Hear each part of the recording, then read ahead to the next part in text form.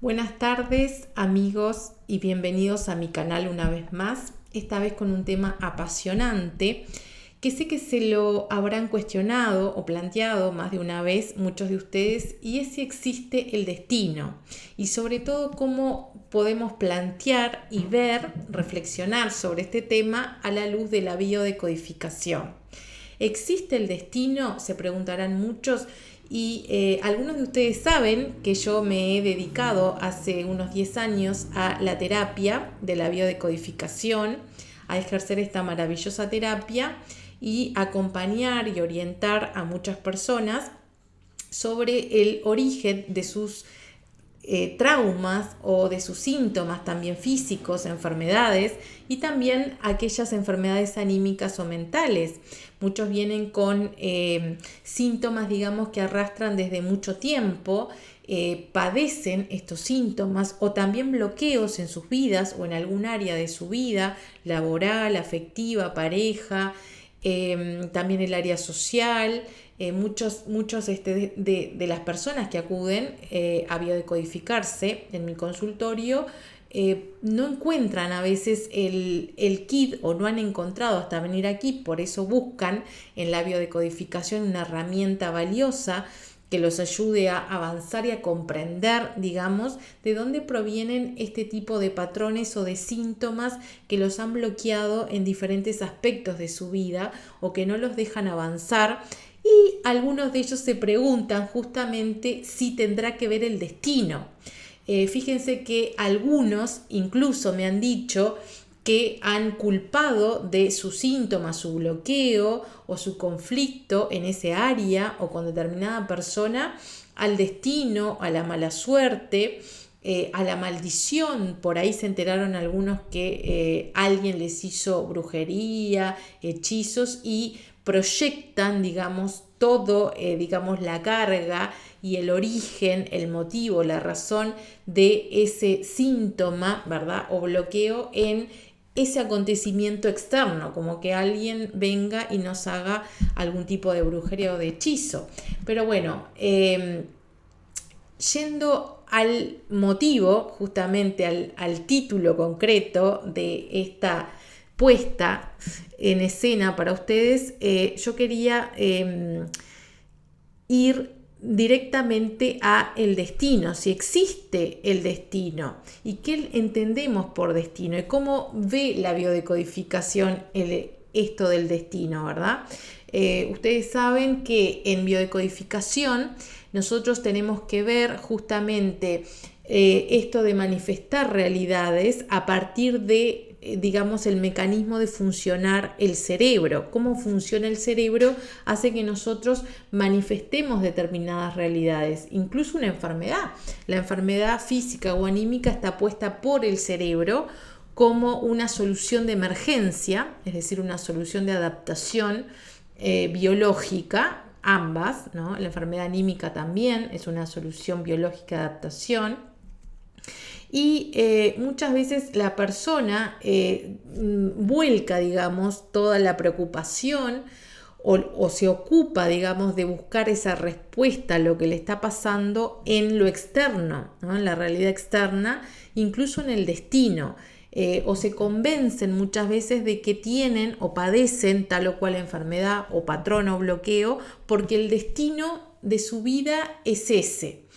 Entonces, el cerebro es una computadora biológica que lo que hace es grabar y archivar vivencias, ¿verdad? Vivencias, y que también reproduce, sabemos al día de hoy, reproduce las vivencias y las cargas, las polaridades, positivo o negativo, de aquellas vivencias que vivieron, valga la redundancia, nuestros ancestros. Entonces, por herencia genética, por carga genética, reproducimos en inconsciente, sin ser conscientes, este tipo de situaciones o acontecimientos e incluso algunas enfermedades que también tuvieron nuestros ancestros como respuesta de adaptación a un conflicto o gran conflicto vivido.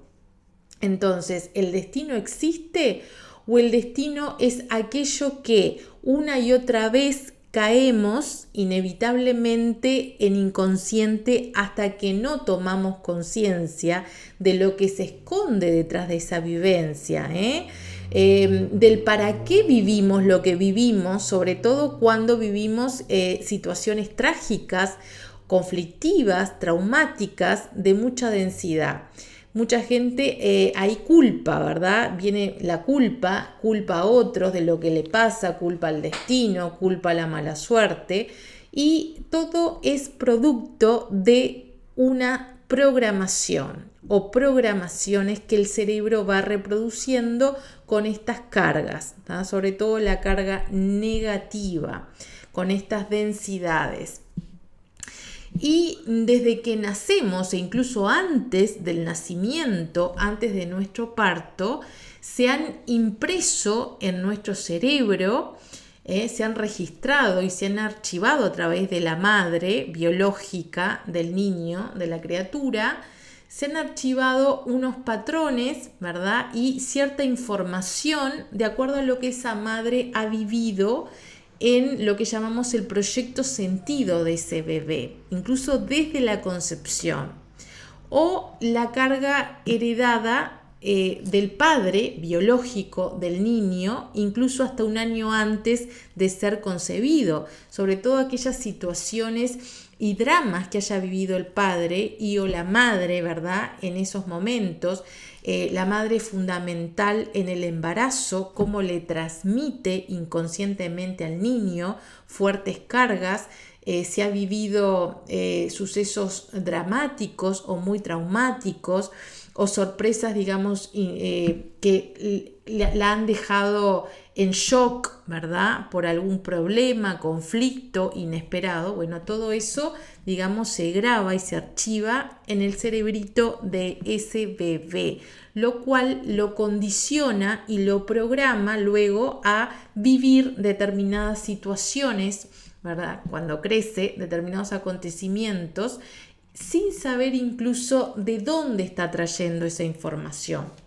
Entonces, con esto quiero decir que, en síntesis, nosotros hemos sido programados desde afuera, ¿sí? Y eso le podemos llamar destino, esa programación externa a la que todos hemos estado sometidos de alguna forma, tanto con esas programaciones negativas, densas, conflictivas, como con esos otros programas de repente que son soluciones ganadoras para el bebé que luego crece y puede tomar ese legado inconscientemente también muchas veces, ese legado que no es más que una solución, ¿verdad? Una ganancia que el ancestro ha posibilitado, se ha permitido vivir y solucionar algún que otro conflicto fuerte, y eso también queda en ese archivo cerebral.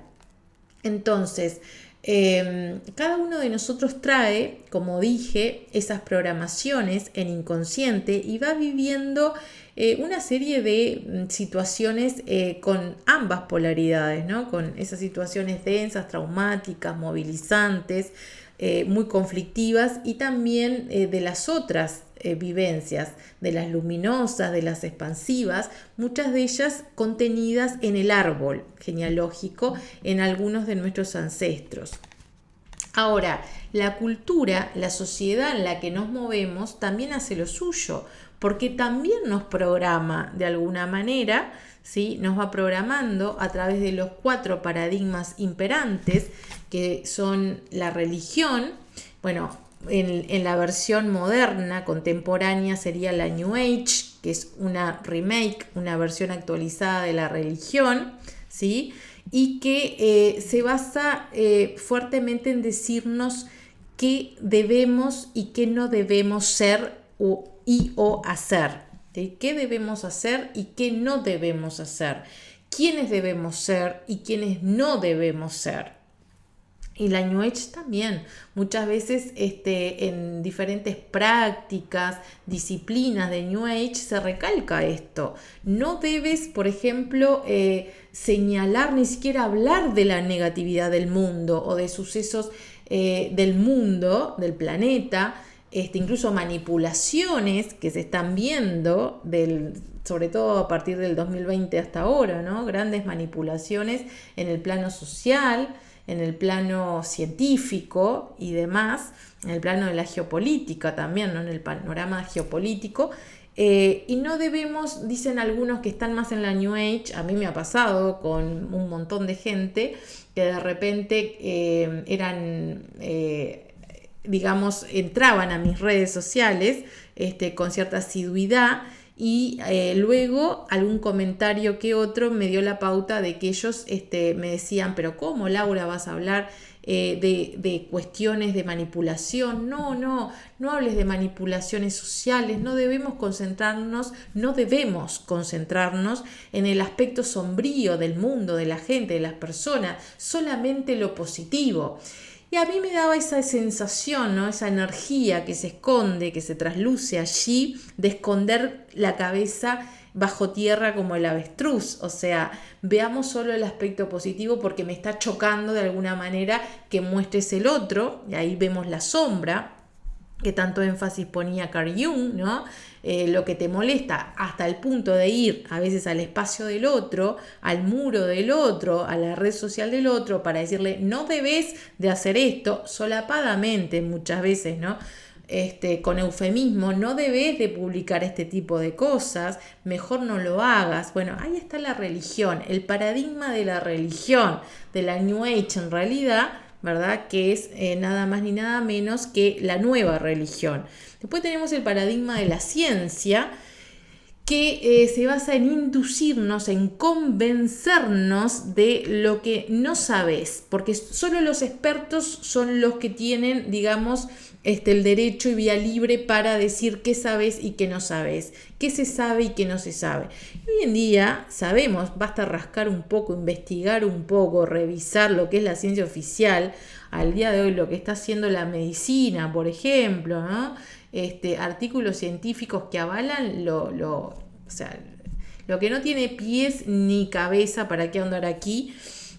Cada uno del investigador lúcido, investigando lo que ha pasado, sobre todo en 2020, con los sanitarios, se da fácilmente cuenta con artículos oficiales que avalan y apoyan lo indefendible. Entonces, la ciencia pretende convencerte, o sea, vencerte con esas falsas premisas, esos falsos argumentos y ese falso conocimiento, vencerte a ti, tu parte divina, digamos, tu parte poderosa, tu parte sabia en este caso, para que no busques la verdad por ti mismo, para que no hagas uso de tu sabiduría que también implica que pongas en marcha tu intuición, que pongas en marcha tu lucidez y tu voluntad para buscar y para investigar y contrastar por ti mismo sin que te den todo digerido y manipulado y oficializado. Entonces, el paradigma de la ciencia te va a vencer con no sabes, no sos experto. El paradigma de la política te va a intentar convencer de que no podés. No podés solo, no podés sin el aval de la mayoría, por eso se hizo todo, ¿no? El tejimaneje y la truchada de la democracia, que yo he ahondado en vivos por redes sociales y en artículos y demás. ¿Qué hay de trasfondo en esto? No voy a ahondar aquí, pero bueno, la política justamente pretende convencerte de eso, convencernos de que no podemos solo sin el aval de un político, de un gobernante. O sea, tenemos que elegir gente que nos gobierne como nene chico, porque no podemos solo. Y eso, fíjense que esto viene dado de afuera. Cuando nacemos ya está esa realidad armada. Y entonces yo me cuestionaba de niña esto, o sea, me resultaba muy sospechoso. Y decía, ¿no? Me acuerdo cuando estaba en la escuela, en el liceo, a más de un maestro, pregunté, pero qué raro esto, ¿no? Como que nadie se cuestiona este mundillo de la política, el mecanismo de la democracia, que nos tutelan como si fuéramos menores de edad en muchas cosas, la mayoría de la gente se queja de lo que es la política, se queja de muchas cosas, pero después vuelve a avalar eso. Y cuando le rascas un poco, le preguntás, pero ¿por qué siempre votás a los mismos o a otros, sabiendo que todo es parte de lo mismo, ¿no? De la misma truchada? y te dicen desde niña, a mí me respondían, es que no hay otra forma, es que esa es la realidad. Claro, se convencieron, los vencieron desde afuera, ¿no? Y así anularon justamente su poder creador y creativo, por lo cual, bueno, yo cuando me hice profesora de filosofía, tanto luché y tanto desde esa rendija o espacio que tenía, trataba de justamente mostrar lo que realmente somos. Ahora, el sistema, claro, está planteado y planeado para que no hagamos nada y no podamos hacerlo desde ese lugar, ¿no? Y luego la economía nos dice y nos convence de que no tenemos, fíjense, en cualquier tratado de economía básico, los recursos, te dice, los recursos son limitados, ¿tá? Entonces ahí te convencen de la escasez, ¿no? La escasez que tenemos en cuanto a planeta y que siempre se están por acabar los recursos. Desde que yo era chica el petróleo se iba a acabar en cualquier momento y todo se iba a acabar y claro, hoy en día nos damos cuenta de cómo afanan, dicho en vulgar, voy a decirlo así, crudo, cómo afanan los recursos a nivel de política mundial incluso. Así que, bueno, todo esto lo que hace es anularnos, porque está dirigido e intencionado todo esto a nivel global, a escala planetaria, para anularnos el poder creador, la divinidad que somos. También la familia, cada familia más o menos sigue el mismo esquema.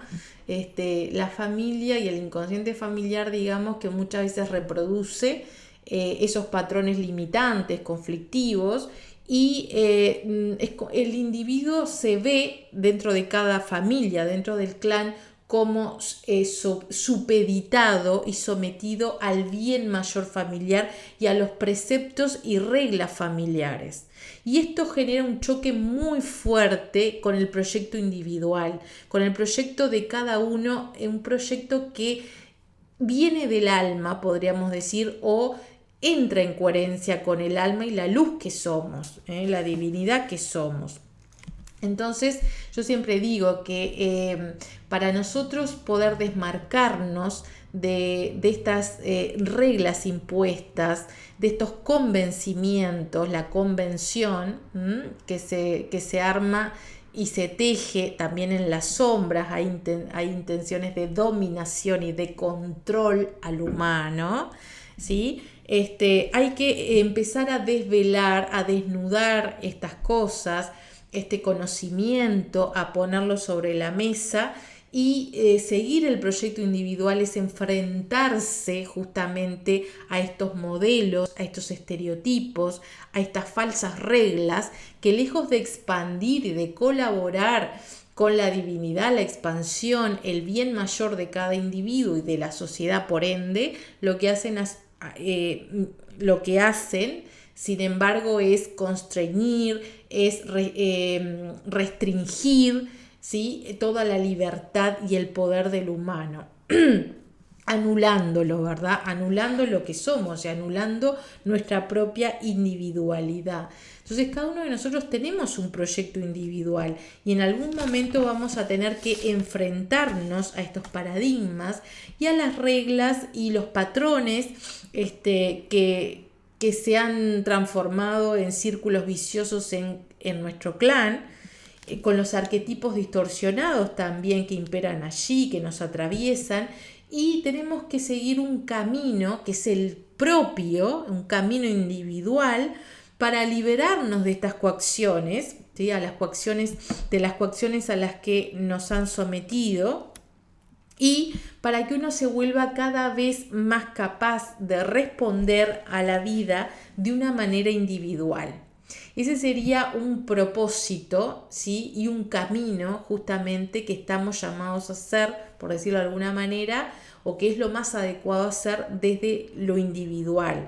Es decir, responder a la vida de manera individual, porque ser individuos, con mayúscula, es de alguna manera tener que caminar y elegir caminar el arte de ser yo mismo.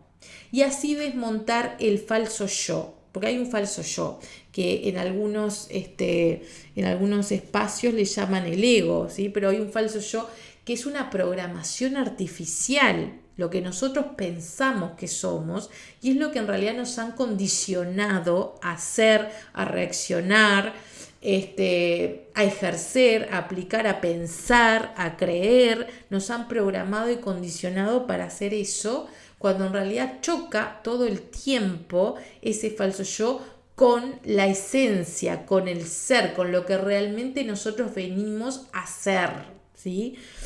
El individuo, en síntesis, está programado entonces desde afuera y está coaccionado por fuerzas incluso invisibles que se tejen en estos escenarios, ¿no? El clan, la sociedad, desde la política, la economía, la religión o New Age.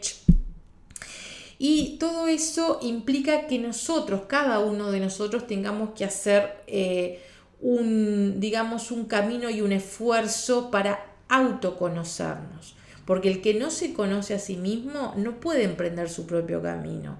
Tenemos que ser capaces de efectuar elecciones distintas de la bandada, ¿sí? Porque ser humano a este nivel, un humano consciente, un humano que impregna de conciencia su vida, su mundo y el mundo, es un humano que elige el camino del autoconocimiento y del arte de ser el mismo. Lleva a cabo, lo lleva a la acción, ¿sí? Se la juega también, porque van a haber momentos que pueden llegar a ser muy duros, ¿verdad? Esa presión desde afuera, y el ser humano tiene que optar, tiene que elegir si se va a seguir traicionando a sí mismo o si va a elegir ser, ¿sí?, su versión más auténtica, lo que lo lleva inevitablemente a la libertad, al goce de ser, de vivir, a la expansión, a la transparencia, a la honestidad, ¿verdad? Y en este camino de ser uno mismo sabemos, amigos, que no nos van a agobiar o cada vez menos las críticas externas, las presiones externas. Y porque vamos a entrar en contacto con el ser verdadero, con nuestro, como decía Carl Jung, nuestro yo mismo, el sí mismo, ¿sí? Cada uno de nosotros es una expresión única de la divinidad. No hay necesidad tampoco de andar demostrándoselo a otros o de vivir con esa justificación, ir por la vida justificándonos. Somos quienes somos y merecemos ser lo que somos y encontrar, además, descubrir quiénes somos, porque a veces somos justamente los últimos que lo saben. Muchas veces hasta los demás ven en nosotros cualidades, capacidades que nosotros todavía no alcanzamos o no nos animamos a mirarnos hacia adentro.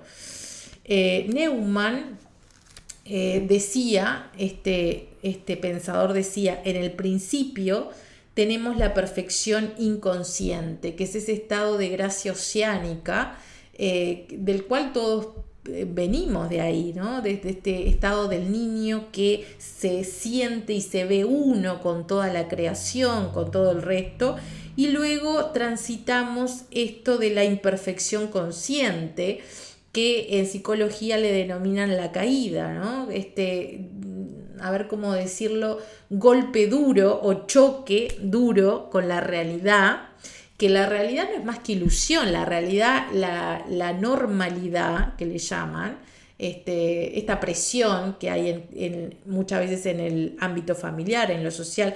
Tenés que ser normal, o no sos normal porque no seguís la bandada, o no seguís, como dicen hoy en día, no seguís la manada, las ovejas, la borregada. No sos normal. Bueno, menos mal si no sos normal, porque en realidad es el camino, cuando te desmarcás de la normalidad esa falsa, de esa realidad falsa que es Maya es la ilusión, y también tiene otra acepción que es la realidad. La realidad, cuando está normalizada, es una gran ilusión que nos termina comiendo, chupando, absorbiendo y anulando por ende nuestra capacidad de ser nosotros mismos. de ser quienes realmente somos. Y por último, decía Neumann, después de esa caída, ¿verdad? De ese choque duro con esa realidad y dejamos ese estado de gracia, de unidad, tenemos que ir hacia adentro a buscar la perfección consciente y sobre todo a andarla, a caminar la perfección consciente, que es el regreso, decía él, al paraíso, pero por la puerta de atrás. El regreso al paraíso por la puerta de atrás. Bueno, ¿qué es ese regreso al paraíso por la puerta de atrás? Y bueno, es ver todo lo que nosotros no somos, lo que nos dijeron y convencieron de que somos desde que nacimos, desde que éramos unos niños, unos bebés, todo lo que nos fueron diciendo, lo que registramos, lo que incorporamos, lo que reproducimos en inconsciente, nuestra forma de ser, nuestra personalidad, gran parte de nuestra personalidad es impostada, es falsa, y eso nos conduce una y otra vez a un punto, a un estado que ninguno de nosotros quiere estar, y es el sufrimiento. Y sabemos que cuando sufrimos es porque nos hemos desconectado de nosotros mismos. Entonces, el destino existe algo, una oportunidad que es vivir nuestro propio camino.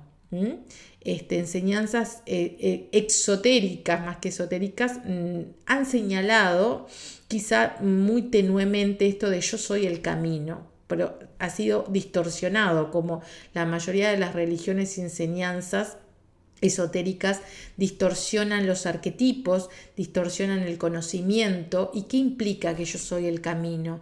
Que tengo que seguir y conquistar mi propio camino, descubrirlo, andar mis propios pasos y ser quien realmente soy, y para eso antes tengo que ir desmantelando todo lo que no soy, todo el falso yo, todo lo que me creí y me alejaba de mí en realidad, todo lo que pensé que era y en realidad no era, y lo tengo que ir desmantelando y lo tengo que ir venciendo, ¿sí? Entonces esto en realidad le da una vuelta a este estado de sufrimiento, porque cuando nosotros sufrimos en realidad nos hemos desconectado de uno mismo, de nosotros mismos. Es una señal inequívoca de que si sufrimos es porque hemos entrado en desconexión con nosotros mismos. Sufre aquella persona que no se conoce, que no sabe acompañarse y que no se tiene. ¿Sí? El que no se tiene es el que sufre. Sufre aquel que no comprende el valor de su presencia en este mundo y sobre todo la importancia de la presencia de los demás tal y como ahora son en este mundo. Sufre quien reniega, sufre quien no confía, sufre quien no comprende la vida. Hasta no llegar, digamos, esa unidad, la verdadera unidad, unificación de yo, pero no ese yo pequeño, ese yo que nos programaron de afuera, sino que ir a ese otro yo al que vamos descubriendo y que vamos gozando y que vamos deleitándonos y comprendiéndonos como nunca antes, y a su vez cuanto más hacemos este camino interior de quién realmente somos, de descubrirlo, más comprendemos la vida, qué es el vivir, ¿verdad? ¿Qué es el vivir? Y el universo, los mecanismos y las leyes del universo, no lo que nos han vendido como reglas y leyes del universo. Y en este camino siento yo, tiene un papel muy importante tu corazón. Porque a veces, claro, hay consultantes que me dicen, pero Laura, a veces estoy tan confundido con todo esto que no sé por dónde empezar. ¿Tá? Y empezá, por ejemplo, por respirar profundo. Empezá por lo que tenés más a mano, lo más cercano a vos, tu respiración, por ejemplo. Inhalando y exhalando profundamente, sintiendo a tu corazón como está palpitando todo el tiempo dentro de ti. Tómate un instante para sentir a tu corazón, que es sentir que existes, que estás vivo. Eso es alguien que se va descubriendo o que al menos tiene esa posibilidad y que te podés otorgar a ti mismo esa oportunidad de descubrirte y de descubrir también a tu niño interior o tu niña interior, ¿sí? Que es ese aspecto de nosotros, es ese arquetipo que vive en cada uno de nosotros, que está lleno de alegría, de inocencia, ¿sí? Y que de alguna manera incorporando y abrazando a ese niño o niña, nosotros vamos a abrazar la inocencia jamás perdida en nosotros.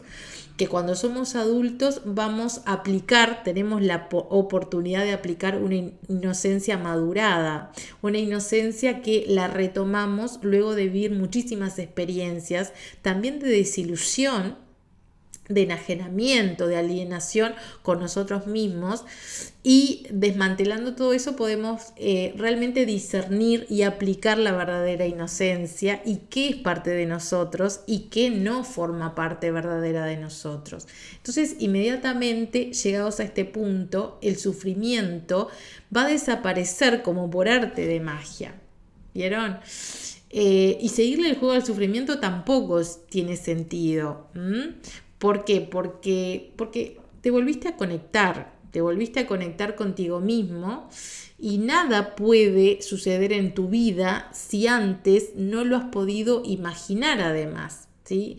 Que es parte del niño o niña interna, la imaginación, el soñar, ¿sí? Esos sueños tan lindos. No perder esa capacidad, en realidad nunca la perdemos, ¿sí? Pero la creencia muchas veces es esa, la ilusión, Maya te convence, la realidad, los demás te convence, no sueñes porque eso es para niños, vos ya creciste, pero tu niña interior siempre están ahí para recordarte que tenés intacta la capacidad de imaginar y de soñar. Y que soñar no es nada más ni nada menos que darte el permiso para estar en contacto con tu niña y tu niño interior, con tu intuición, porque estos arquetipos llevan la magia de la intuición y el atajo que implica la intuición y escucharla, porque cuando escuchas la intuición, tu propia intuición, es la vida que te está hablando, es la vida misma que te está hablando y te está en realidad diciendo y recordando que vos y la vida son uno solo. Esa es la verdadera unidad, la verdadera unificación. Pero si vivís, por ejemplo, con desconfianza, si vivís con miedo, es porque en realidad te has ido desconectando de tu verdadera voz, de tu propia intuición. Y es tu intuición la que sabe bien qué necesitas para ser feliz aquí y ahora. Y a veces es tomarse un momento, un minuto, para escuchar. Dejar de buscar respuestas solo en la mente, en la mente programada y condicionada de las que les hablaba hace un rato. En el presente, esa vida que te está hablando ahora, escucharla, que tiene un ropaje nuevo, el ropaje de lo nuevo. Es la novedad, la vida es novedad, es cambio, la vida es transformación, la vida es lo nuevo, ¿sí? Animarnos a hacer este camino, nuestro propio camino, descubriéndolo de esta manera, es de los procesos más hermosos, maravillosos que podemos llegar a hacer aquí encarnados. Y la vida siempre va a saber desde este lugar de unidad, de unificación, con ese yo que se va descubriendo y el otro que vas desmantelando, te va haciendo saber la forma de hacerte llegar qué te hace feliz, qué te hace plena o pleno, qué te hace auténtico. Bueno, entonces, en resumen, yo diría que el destino, para finalizar este video, el destino lo podés hacer tú perfectamente, tu propio destino. Si llegás a este punto, cuestionate esto. ¿Qué destino quiero crear? ¿Qué es lo que quiero ver manifestado en mi vida? Primero, para ver algo afuera de mí, por ejemplo, un viaje, una profesión, por ejemplo, una familia. Si querés ver eso manifestado en tu vida, primero vas a tener que transformarte vos, ¿sí? muchas veces los grandes sueños implican de grandes autotransformaciones, de una transformación personal individual, de seguir tu intuición y tu propio camino y desmarcarte de lo que no sos vos, de lo que no está atado a ti, de lo que te ha retenido, condicionado y hasta encarcelado. ¿Ves? Bueno, esto igual lo voy a profundizar, ahondar en otro video. Y les dejo este mensaje, los dejo con esto. Autoconocete, usa tu imaginación, unificate con la vida, escúchala, seguí tu intuición, reconectá con ese niño o niña interna y planteate y escúchalo, ¿qué es lo que quiere? ¿Qué es lo que quiere? ¿En qué te querés transformar? ¿Qué querés ver manifestado en tu vida? ¿Cómo querés manifestarte de aquí en más? Siendo tu mejor versión, siendo realmente quien sos, tu propia esencia. Y no temas al destino, porque ese destino, el que vos creás, el que vos te animás y seguís ese camino de héroe o heroína para crear, va a ser el mejor destino al que puedas arribar, disfrutando también el camino, tanto como la llegada. Así que bueno, los dejo con estas reflexiones. Gracias por escucharme. Si les gustó, suscríbanse aquí al canal y los espero en cualquier otro momento. Que estén muy, muy bien. Chau, chau.